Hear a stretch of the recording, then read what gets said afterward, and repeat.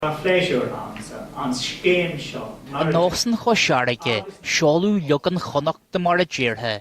Clár fólamtha le fiosach ar chrainne scrífe agus léthreachta an chantere gúcha scilige. Ja fear háhaach an ire go men na háisinaí tagas mar a déirfa ar fáil go bhúntaí agus go ólamóí gailge. Mar go minic nuair ag mu na háisinaí tarfáil níte díre an áíre ar cantarí dúchas agus sinna príomh aim an áis tagas seo.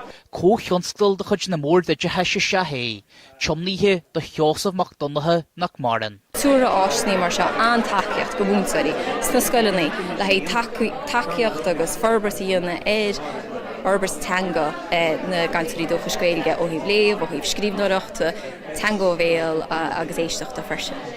Círíonn sé seo go méid deis ag múnteoiríonn na scoilne scéim atá bunaithe ar an taide mar a dúirt an Dr. Hislop agus bunaithe ar an deachreachtas a úsáidinn na scoilnaí. Go minic chosin tú, go mín deachreachtaí litrithe ag cantarí dúchas déirdí héine, mar ní héan an rud a chosin siad agus a deirn siad go minic leis an rud a léon siad.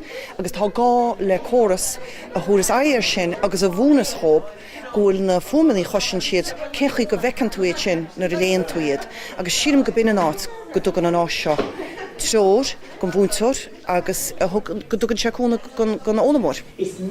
Ran céad a chuig bunscoil agus bhí a seacht íorhain scoil, íiritas ar an scéim ahantas do scóil na Gaeltachta.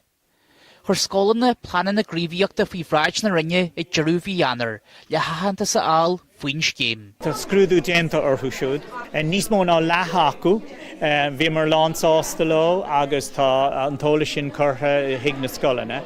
Cuid eile acu, bhí mar cheapamar gur féidir fiabhas a chur ar faointe áire an seo an siúd antú. Agus tá ag súil go deochaí na planan sin a ráisthgaine an bhí se thuin i mí abrán. Faoin scéim chur deontas €1,200 ar fáil do scólanna le heis na cheannach sa saoirú.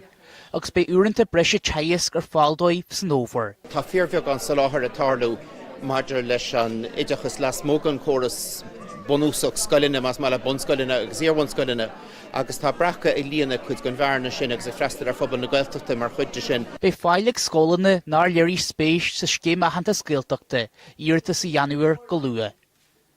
Sin ó Corín, Luke TG Cahar.